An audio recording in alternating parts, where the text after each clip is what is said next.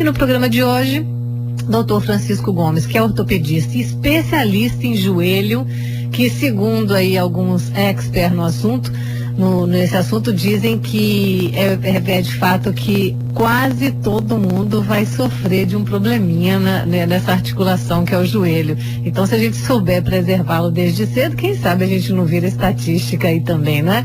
Como vai, doutor Francisco? Tudo bem? Tudo bem, boa tarde, Olga. Obrigado pelo convite. Obrigada a você por ter vindo aqui conversar conosco.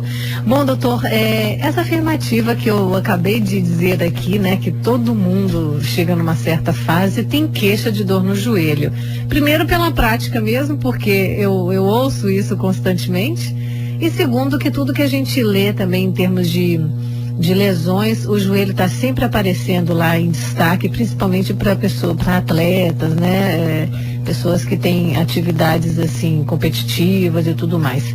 De que forma nós devemos preservar essa articulação, doutor, já que a gente inicia a nossa atividade física hoje muito mais cedo, né? Bem, nessa época do ano, a verdade, aumenta mais ou menos 20 a 30% o movimento no consultório por conta dessas lesões que não só em joelho, em outras áreas do aparelho locomotor, que ocorrem nesse período por conta dos esportes de praia.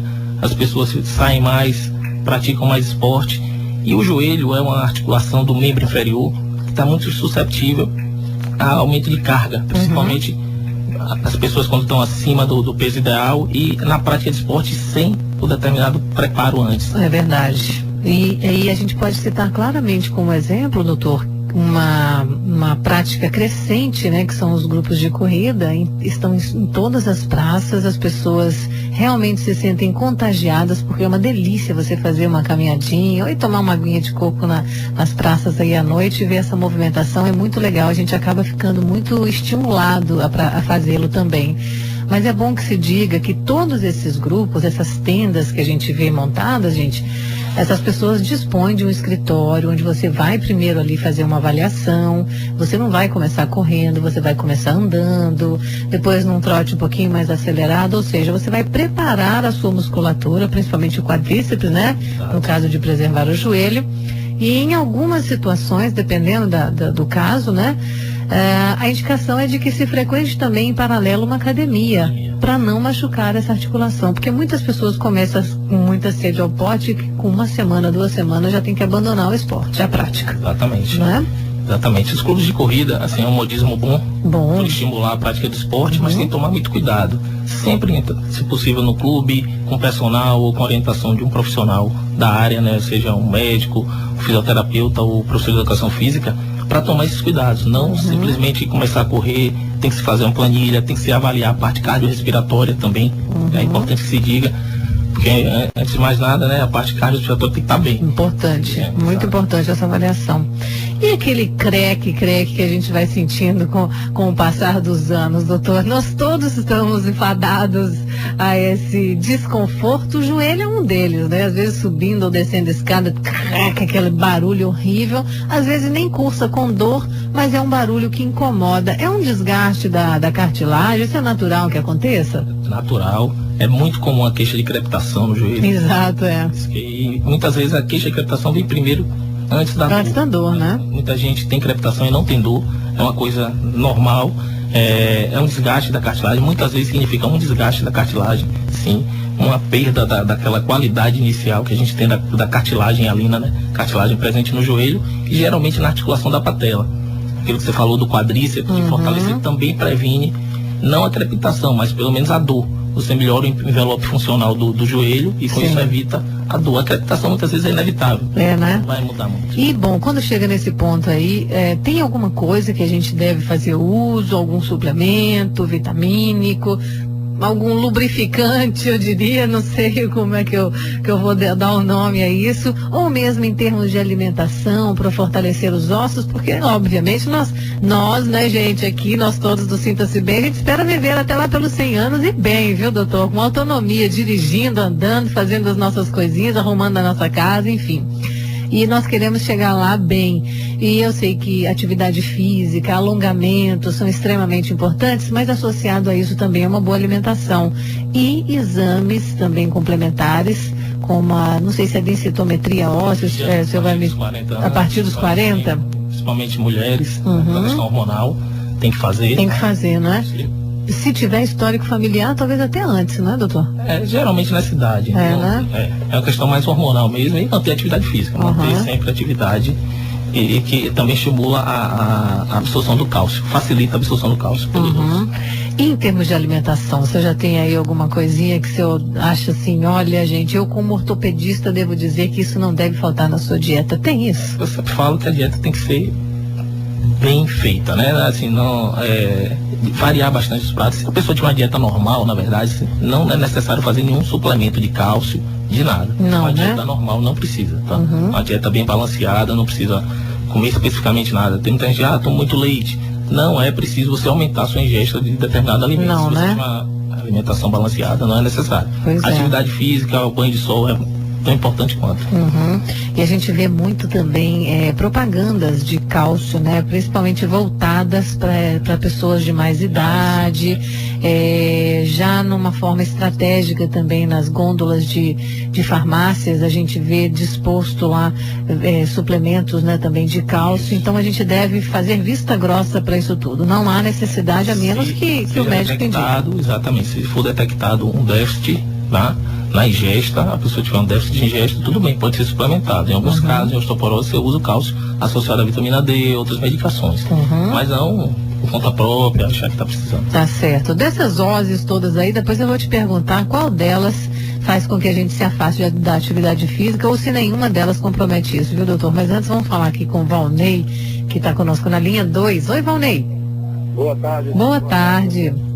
Doutor, eu gostaria de saber o seguinte: em que cereal, em que fruta eu acho o cálcio? Cálcio. Em que tipo de cereal ou frutas que ele encontra maior quantidade de cálcio? Certo. Os cereais, geralmente você pode ver no rótulo, tá? Você vai ver a composição. Você pode ver o percentual de cálcio que tem naquele cereal. Aquilo é tudo verdadeiro, né, doutor? A gente parte desse princípio, porque tem muitos que tem bem escritão lá, cálcio, X de cálcio. Então, assim, você pode olhar no rótulo, né, naquele rótulo da composição nutricional do alimento, você vai ter essa informação, muito melhor. E alimentos tem vários, o próprio leite é rico em cálcio, e você fazer o uso normal, não precisa, né, fazer além do que está habituado. Doutor, o leite desnatado, né, porque nós que chegamos numa certa idade, nosso metabolismo cai um pouquinho, a gente precisa começar a reduzir a ingesta de gordura, enfim, e a gente opta pelo leite desnatado ou semidesnatado. Ele tem menos propriedade de cálcio, né, quantidade de cálcio do que o normal ou não? Não necessariamente. Não. É mais relacionado à gordura. Já me deixa mais tranquila, né, doutor? Isso é bom. Genice está conosco na linha 2 e Marisa vai me aguardar um pouquinho na 3. Oi, Genice. Oi, boa tarde. Boa tarde, querida. Eu ligo sempre para você e adoro esse programa. Eu adoro quando vocês ligam, viu? É muito mais legal, né? Dá uma dinâmica boa, me lembra de perguntinhas que são importantes. Qual que é a dúvida de hoje, Janice? Sim, olha, eu tenho diabetes, eu tenho 51 anos. Olha, eu sinto dor, eu tô com artrose no ombro, afinal o médico passou 10 sessões de fisioterapia, ainda não fiz, porque eu não tenho plano de saúde. E outra coisa, eu sinto muitas dores nos ossos. Aí tem aquele jonete. O maior problema, minha filha, para calçar a sandália é mais bonita, sempre usando sandália baixa. E tem outra coisa, quando é o pé direito, aí às vezes quando está muito atacado, aí eu faço como se fosse na perna esquerda, aí a perna esquerda, no joelho, começa a forçar. Essa engrenagem que é o nosso corpo tem disso mesmo, às vezes um torcicolo, às vezes aquela mania que a gente tem de atender telefone assim, segurando com o ombro, isso vai gerando problemas assim, né, com esse hábito contínuo, o próprio computador mesmo. Isso que ela falou é muito importante, viu, doutora? Às vezes uma pisada, esse desconforto do joanete que foi muito bem lembrado, pode fazer com que a sua pisada altere e, consequentemente, você altere a sua coluna, sobrecarregue o seu joelho e tudo mais, né? Quando nós avaliamos, Janice, uma articulação, na verdade, nós não avaliamos apenas aquela articulação. Ao avaliar a articulação do joelho, a gente precisa avaliar o tornozelo, o pé, o quadril, pois uma pode interferir na outra. O seu pé está doendo, você começa a sobrecarregar o outro lado. Pode sentir dor na coluna também. Então precisa ser feita uma avaliação completa E o ombro é uma articulação que não é de carga, é diferente. Então, assim, precisa fazer fisioterapia e avaliar realmente e continuar acompanhando o seu médico. Pois é, olha, se vocês estivessem me vendo agora, vocês iam ver que eu tô com 2 adesivos aqui, que aliás a fisioterapia hoje dispõe também de tantos recursos, né? Ultrassom, essas faixinhas que a gente adesiva assim para curar algum probleminha. Eu tive uma lesão e a gente tem que ter a famosa paciência em algumas delas, né? A gente não pode ficar também muito tempo tomando anti-inflamatório, e quando nós somos lesionados tem que ter persistência, porque a fisioterapia às vezes te tira de uma situação de desconforto, né? Te livrando às vezes de uma cirurgia. Tem que ter persistência e tem que estar na mão de um bom profissional. Eu esses dias estou sofrendo com essas dores, mas logo eu tenho certeza que eu estarei bem. Quero até mandar um abraço para o meu fisioterapeuta, o doutor Tiago. Um abraço, viu, Tiago? Você faz um trabalho tão bacana. Marisa está na linha 3? Oi, Marisa. Oi, boa tarde. Boa tarde, querida. Eu tô com probleminha com uma filha. Ela está com problema de coluna. Entre L5, L4, L3, acompanhada disso, hérnia de disco, artrose nos 2 joelhos e ela tem artrite reumatoide, isso na idade de 27 anos. Poxa. É engenheira civil, trabalha o período todo de pé e acompanhando isso faz academia, o que eu já solicitei para parar, mas o instrutor acadêmico insiste que isso não tem problema, que é melhor ela fazer academia do que fazer parar, né? pilates. Aí eu queria a instrução sobre isso. A academia deve ser continuada assim, se estiver bem orientada, sem muita carga, deve ser continuada. O trabalho muscular é importante nesses casos. O paciente com artrite reumatoide é um paciente geralmente que apresenta alterações articulares bem precocemente. Tá? E o trabalho muscular é importante. Está sempre fazendo atividade física, sem sobrecarga. Né? Agora, doutora, ela citou aí alguns problemas que não são muito característicos para uma pessoa de 27 anos. Alguns desses que ela citou acometem pessoas já mais velhas. O que a gente deve investigar, né, quando se diz de uma pessoa de 27 anos com tudo isso que ela citou? Ela falou que a filha dela tem artrite reumatoide, que é uma patologia que cursa com essas alterações mais precocemente, e aí pode ter artrose precoce. Então, é esse fato que desencadeia outros problemas, né? Exatamente. A doença de base é a artrite reumatoide que está causando esses outros problemas tão precocemente, né? 27 anos, 25 não é pra Pois é. E eu até anteriormente te perguntei exatamente isso antes de falarmos com o ouvinte aqui.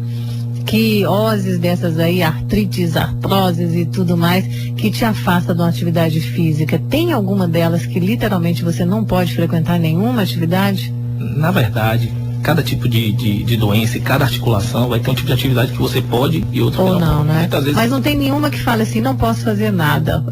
Até uma hidroginástica, por exemplo, que não tem impacto e tudo, você pode fazer e deve fazer. Deve fazer. Temporariamente pode tirar a pessoa da atividade. Se tiver uma crise com muita dor e tudo, a gente geralmente afasta para conforto, para melhora da dor, mas depois deve retornar. Né?